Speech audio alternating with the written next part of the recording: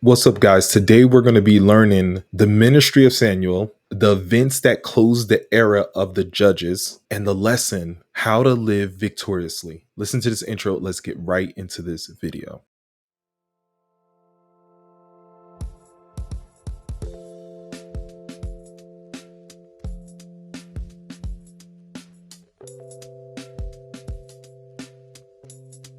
When God gives you that peace, you will rest in his security, his protection, his comfort, his love.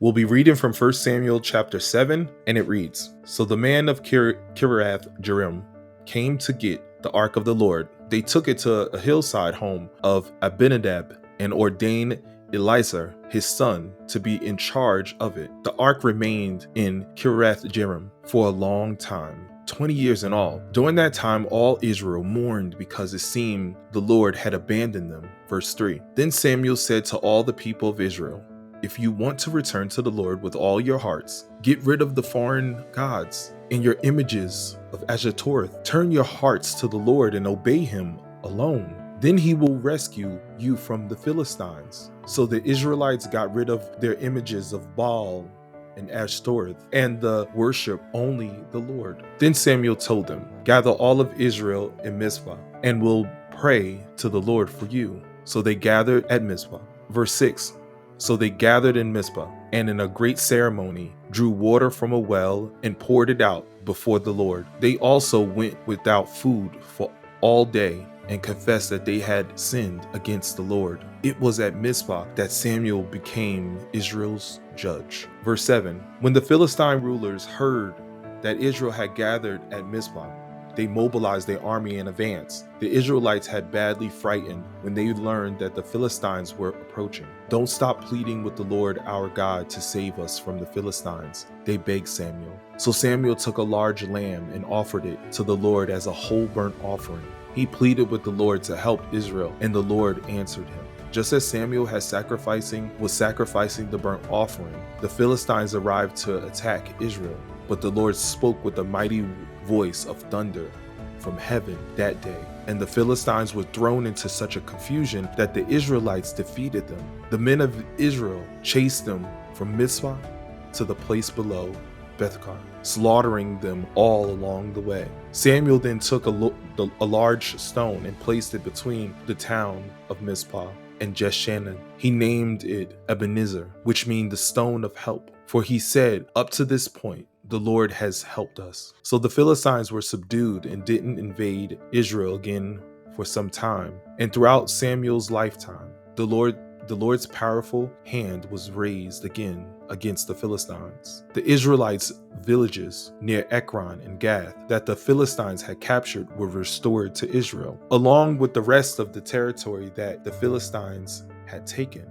and their peace between Israel and the Amorites in those days. Samuel continued as Israel's judge for the rest of his life. Each year he traveled around, setting up his court first in Bethel, then at Gilgal, and then at Mizpah. He judged the people of Israel at each of these places. Then he would return to his home in Ramah, and he would hear cases there too. And Samuel built an altar to the Lord at Ramah. That is God's holy word. What we'll be learning in chapter 7 verses 1 to 6 is Samuel led Israel to repentance, a call for confession and total commitment. How did that look? Well, remember, the ark was taken to Kiriath Jearim, right? And put into Abinadab's house. It was guarded by Eleazar. It remained there for 20 years. We see that it remained there for 20 years. The shock of having lost the ark and worship sinners stirred the people. It stirred them to mourn and to seek the Lord. The events that aroused Samuel to preach one message for 20 years. He preached a message for 20 years. Personal repentance and total commitment to God. A lot of times have we ever listened to people say a story where a preacher was assigned to a church, and him being assigned to a church, he preached one message all the time. And he preached the same message over and over. And then some of the congregants and administrators of the church came to him and said, you keep preaching the same message over and over and over. And he said, yes, I'll continue to preach this message over and over until I start seeing people act it out in their lives. And then we'll move on.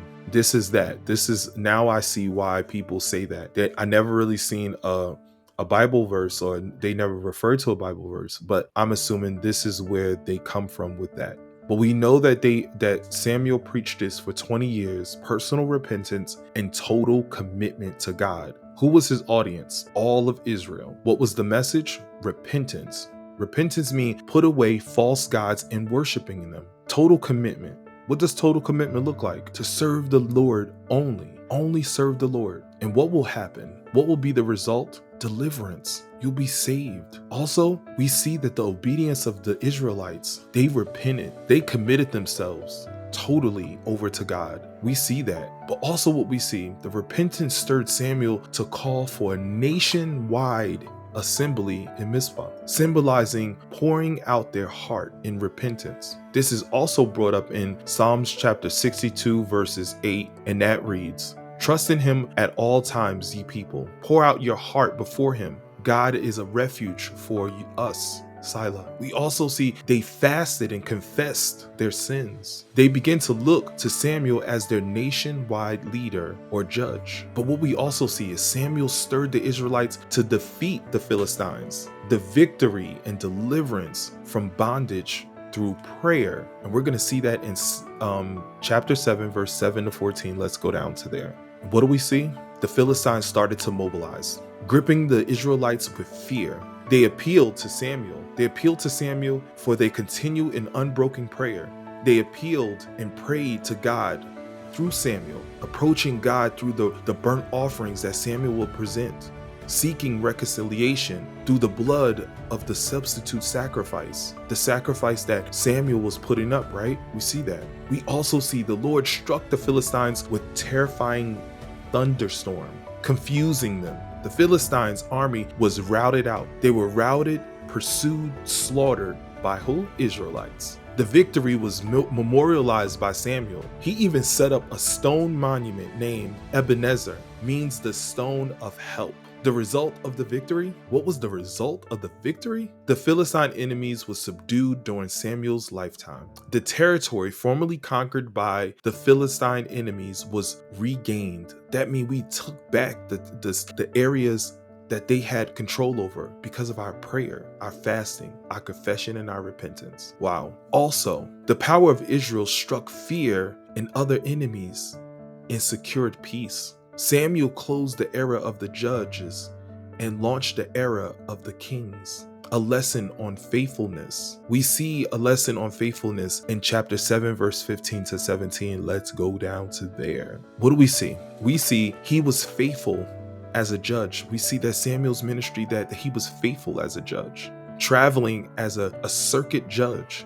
He was traveling to different parts of Israel. He was setting up these courts that we see in Bethel, Gilgal, and Mizpah, and even at his home in Ramah, serving as the last judge. Samuel was closing the era of judges and opening up an era of kings. He was a faithful prophet, a priest, a worship leader. Thank God for Samuel. We will be going into chapter 8 in the next video. I hope you like this. God bless you, and God bless your family.